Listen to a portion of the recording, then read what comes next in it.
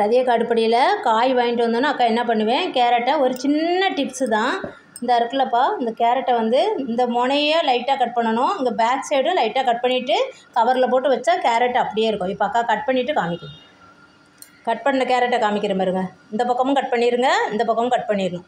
Cut பண்ணிவிட்டு நம்ம இந்த கவரில் போட்டு வச்சோம்னா எத்தனை நாள்னாலும் அப்படியே இருக்கும் புதுசாக. இந்த மாதிரி செஞ்சு பாருங்கள். அக்கா அன்னைக்கு இங்கே பாருங்கள், இந்த வேஸ்டேஜ் ஃபுல்லாக சேர்த்து வச்சு அக்கா உரம் ரெடி பண்ண போகிறேன், அதையும் காமிக்கிறேன்.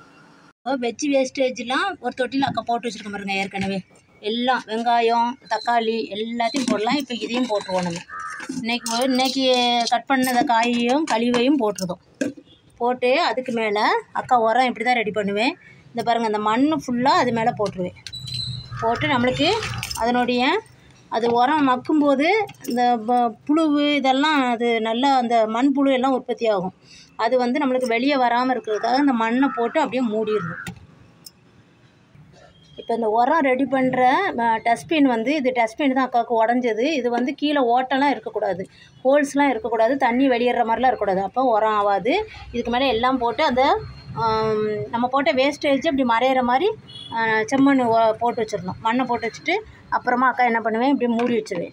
மூடி வச்சு ஒரு 1 வீக் கழித்து பார்த்தோம்னா அதில் உள்ள காயெல்லாம் நல்லா மக்கி மண்ணோட மண்ணாக சேர்ந்துருக்கும். அதுக்கப்புறம் எடுத்து நம்ம பிளான்ட்டுக்கெலாம் போட்டுக்கலாம். இப்படி தான் அக்கா உரம் ரெடி பண்ணுவேன்.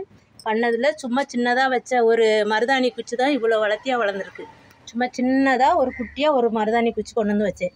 இந்த உரம் தான் அக்கா யூஸ் பண்ணுறேன். இதே மாதிரி நீங்களும் செய்யுங்க.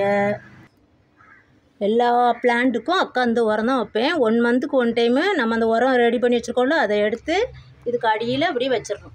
வச்சுட்டு கொஞ்சம் தண்ணி தெளித்து விட்டால் போதும், நல்லா வரும் உங்களுக்கு. இதுதான் அக்கா வீட்டிலே ரெடி பண்ணுற உரம்.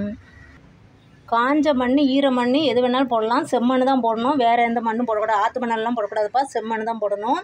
அப்புறமா கீழே ஹோல்ஸ் இருக்கக்கூடாது. அப்புறமா இதை மூடி வைக்காமல் இருக்கக்கூடாது, மூடி வச்சிடணும். நம்ம நல்லா மூடி வச்சுட்டு அது நல்லா மக்கி அந்த காய் வெஜ்ஜியும் மண்ணும் மக்கி நல்லா நம்மளுக்கு ஒரு 10 டேஸில் நம்ம எடுத்து பார்த்தோம்னா நல்லா மக்கி போயிருக்கும். 15 டேஸில் கூட எடுக்கலாம். அதுக்கப்புறம் எடுத்து நம்ம இருக்கிற செடிக்கெல்லாம் கொஞ்சம் கொஞ்சம் வச்சிட்டிங்கன்னா செடி சும்மா சூப்பராக நல்லா க்ரீனிஷாக நல்லா செமையாக வளரும்.